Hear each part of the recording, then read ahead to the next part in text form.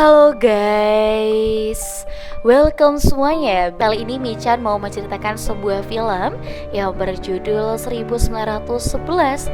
Tapi sebelum itu, biar nonton kalian tambah nyaman, kencengin dulu lah volume speaker HP kamu cuy. Atur posisi rebahan ternyaman kalian. Selamat menonton, QQ. Pada tahun 1840, setelah Cina kalah perang melawan penjajah dari barat, Kekaisaran Cina atau dinasti Qing memutuskan menyerah dan membiarkan para penjajah bebas berbuat sesuka hati di tanah air Cina. Akibat penjajahan itu, rakyat Cina jadi hidup dalam penderitaan. Puluhan tahun berlalu hingga akhirnya pada tahun 1911 muncullah suatu gerakan revolusi. Pagi hari di markas yang berlokasi di pinggir pantai Malaysia, terlihat ada seorang wanita bernama Suhan sedang membereskan baju-baju para pemuda anggota revolusi yang masih tertidur pulas. Tak lama kemudian setelah bangun, semua anggota langsung pergi main sekaligus latihan di pantai. Di dalam hanya tersisa 3 orang, yaitu Suhan, pemimpin gerakan revolusi bernama Sun, serta satu orang lagi yang baru bangun, yaitu Huang. Huang ini adalah komandan perang orang kepercayaan sekaligus sahabat dekat Sun.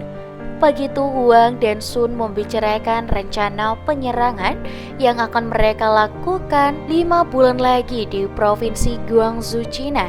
Nantinya Huang akan memimpin seluruh pasukan di medan tempur, sementara Sun akan pergi keliling dunia untuk mengumpulkan dana bantuan perang. 5 bulan kemudian di rumah gubernur provinsi Guangzhou, Cina, pasukan revolusi pun memulai penyerangan pertama mereka.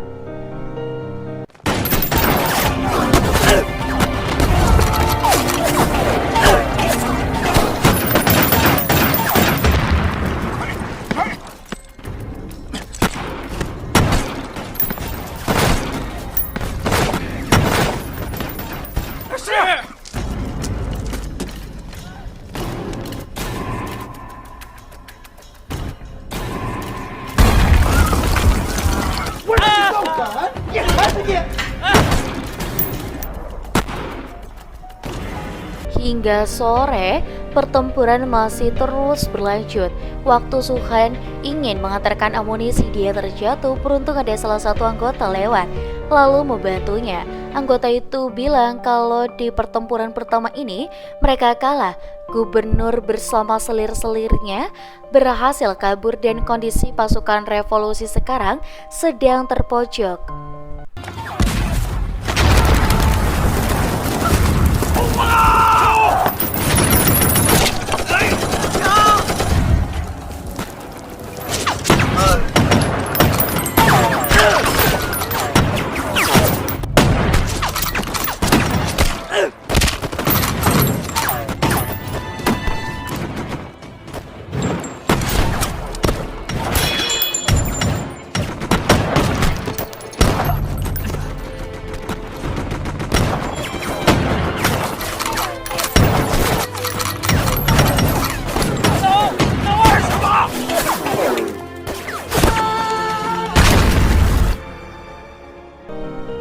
Di sisi lain, di kota Los Angeles, Amerika Serikat, terlihat Sun sedang menghadiri pertemuan warga Cina yang tinggal di luar negeri.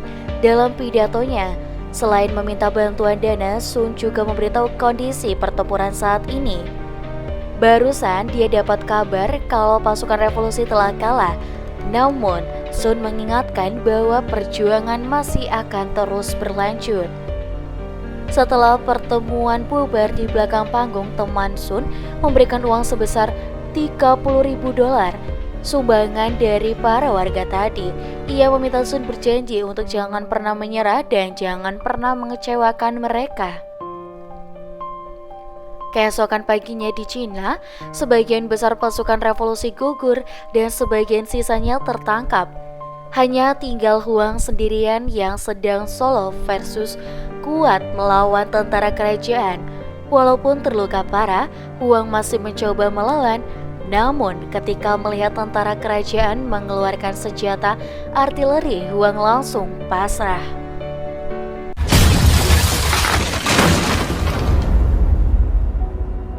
Siangnya, petinggi militer menginterogasi salah satu pemuda pasukan revolusi yang tertangkap. Meski sudah berkali-kali disuruh menyerah, pemuda itu tetap memilih lebih baik mati dibanding membiarkan tanah airnya dikuasai negara lain. Dia bilang setelah kerajaan dinasti Qing menggadaikan Hong Kong ke negara barat dan menggadaikan Taiwan ke Jepang, pasti nanti ada banyak wilayah-wilayah lain yang akan digadaikan juga. Ia muak dengan dinasti Qing yang hanya mementingkan diri mereka sendiri tanpa pernah memperdulikan penderitaan rakyat. Karena tetap tak mau menyerah, seluruh tahanan yang tertangkap akhirnya dieksekusi, lalu ditenggelamkan ke laut.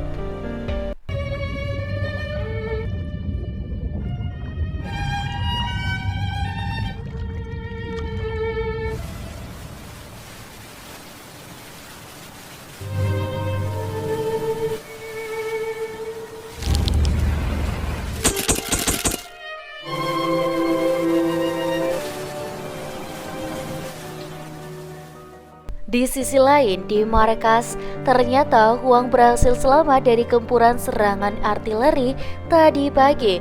Waktu Sun kembali ke markas dan melihat Huang membawa pisau, dia langsung berusaha menghentikannya. Namun Huang bilang dia cuma ingin memotong jari tangannya yang terluka. Mendengar itu sambil menangis, Suhan pun membantu Huang memotong jarinya. Sementara di istana kerajaan, para petinggi serta permaisuri sedang berdiskusi tentang gerakan revolusi yang semakin hari semakin besar. Penasehat menyarankan agar permaisuri menggadaikan rel kereta api negara mereka untuk meminjam uang dari Bank Dunia.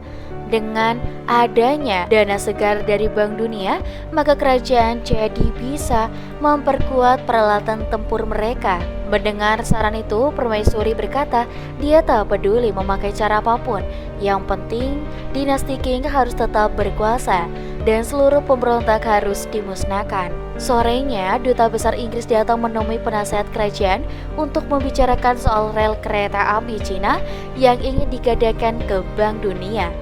Penasehat memberitahu kalau permaisuri sudah setuju dan meminta Duta Besar Inggris itu membantu mempercepat pencairan dana pinjamannya.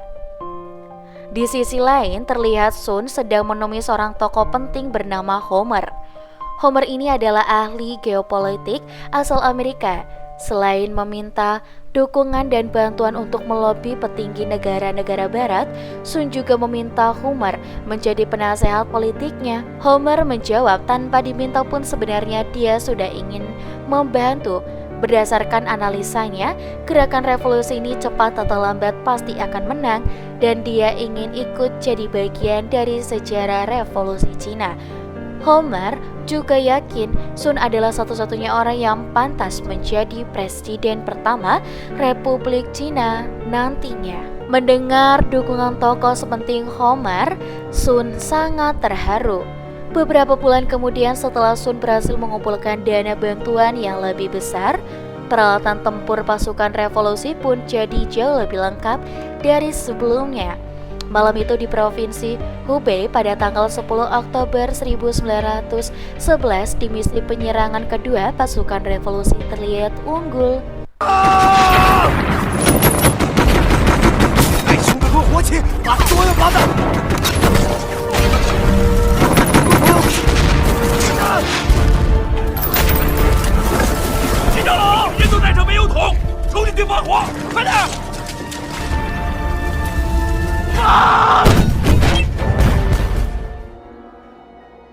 Pasukan revolusi pun berhasil mengalahkan militer kerajaan dan menguasai provinsi Hubei. Semua begitu terharu. Untuk pertama kalinya bendera revolusi dikibarkan di Amerika. Sun bersama teman-temannya bersorak gembira. Setelah perjuangan panjang, akhirnya mereka menang. Namun meski sudah menang, Sun tak bisa kembali ke Cina dulu. Sekarang dia masih harus pergi ke Eropa untuk membatalkan pinjaman dari Bank Dunia. Sun menjelaskan jika kerajaan sampai dapat pinjaman dana yang segar, maka kemenangan ini hanya akan bertahan sementara. kerajaan pasti akan segera mengumpulkan pasukan baru lalu merebut kembali provinsi Hubei yang sudah dikuasai revolusioner. Di istana ketika mendengar pasukannya kalah, dengan emosi Permaisuri memerintahkan petinggi memanggil jenderal perang terhebat kerajaan bernama Yuan untuk mengambil alih komandos. Dan 1 bulan berlalu setelah dapat perintah, pasukan Yuan yang sangat besar mulai menyerang untuk merebut kembali wilayah Hubei.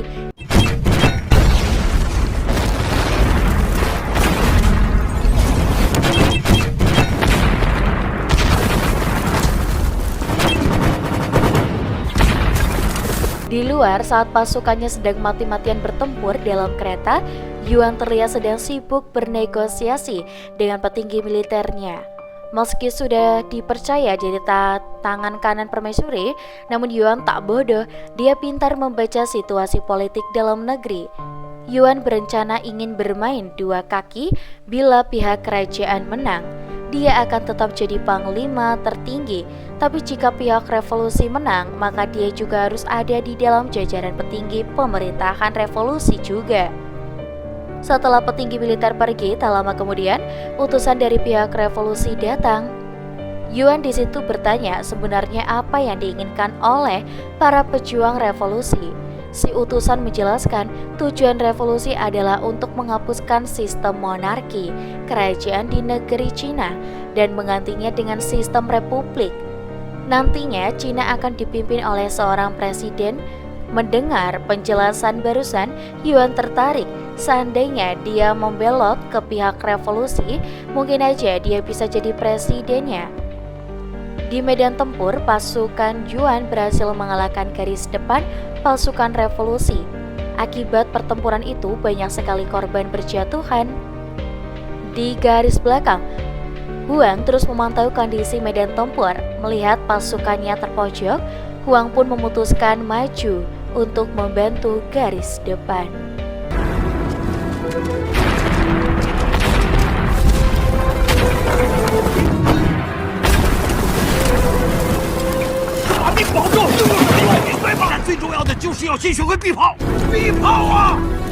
Beruntung meski digempur habis-habisan, Huang bersama pasukannya berhasil bertahan. Keesokan harinya, pertempuran masih terus berlanjut.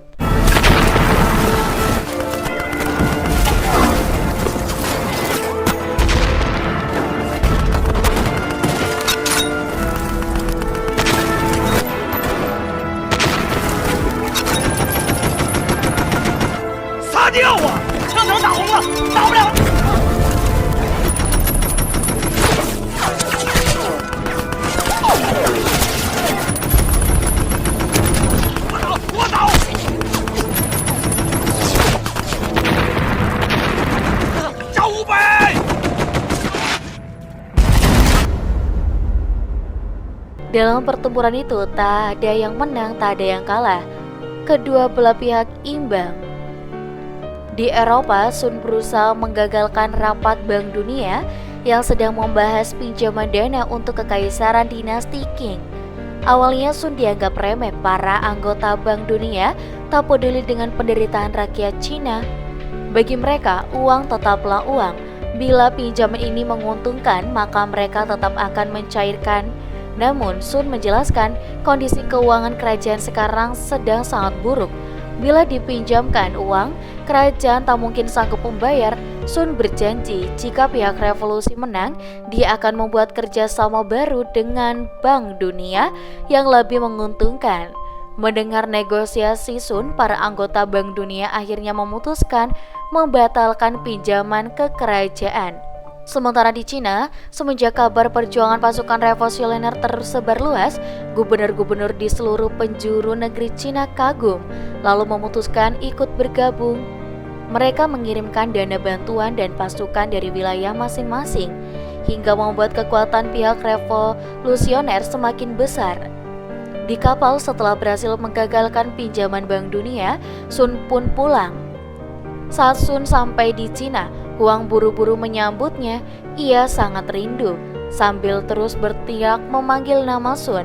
Begitupun sebaliknya, hingga akhirnya setelah sekian lama berpisah, mereka berdua bertemu kembali.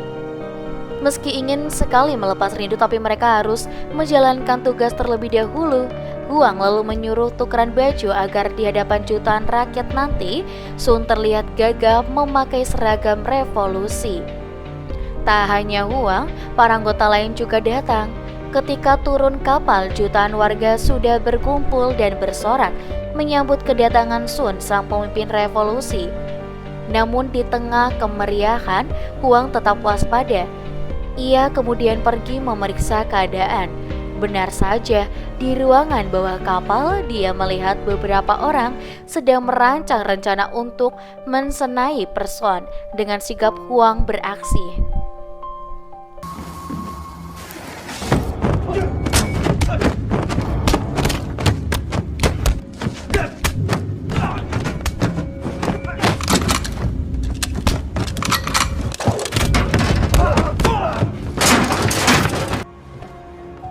Sorenya di markas Sun, Huang, para anggota revolusi serta gubernur-gubernur di berbagai wilayah rapat membahas langkah ke depan mereka.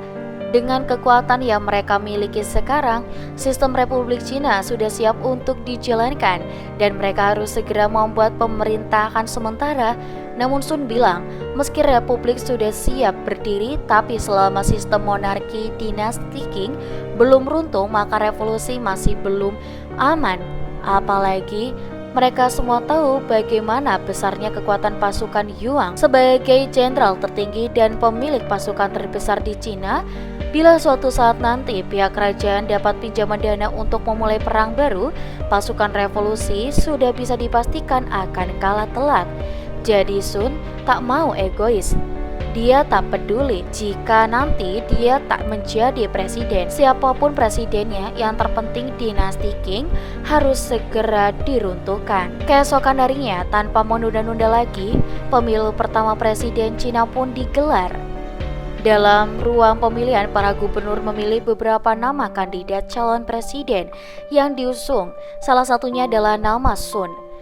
Di luar terlihat Sun sedang gelisah menunggu hasil pemilu. Di tengah keheningan, tiba-tiba Homer lewat. Homer datang untuk menyaksikan langsung terukirnya sejarah baru Cina. Ia yakin nama Sun pasti akan terpilih. Benar saja, waktu Homer mengintip ke dalam ruang pemilu, dia mendengar panitia mengumumkan bahwa nama Sun adalah nama yang paling banyak dipilih. Tak lama kemudian seluruh gubernur berbondong-bondong keluar bertepuk tangan sambil memberi selamat kepada Sun. Mereka semua lalu keluar gedung untuk menyapa rakyat yang sudah berkumpul menantikan sang presiden pertama.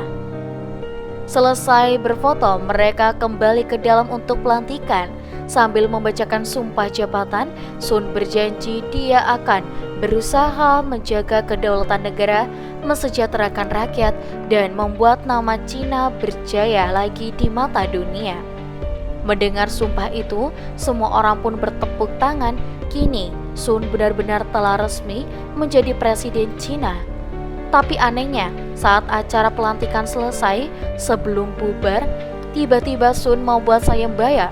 Presiden baru itu mengumumkan bagi siapa saja yang bisa menggulingkan kerajaan dinasti Qing, maka Sun akan langsung mengundurkan diri dan menyerahkan jabatan presidennya pada orang itu. Seketika para anggota protes, mereka tahu sayembara barusan pasti ditujukan untuk Yuan, karena cuma Yuan lah satu-satunya orang yang bisa membelot dan menggulingkan dinasti Qing.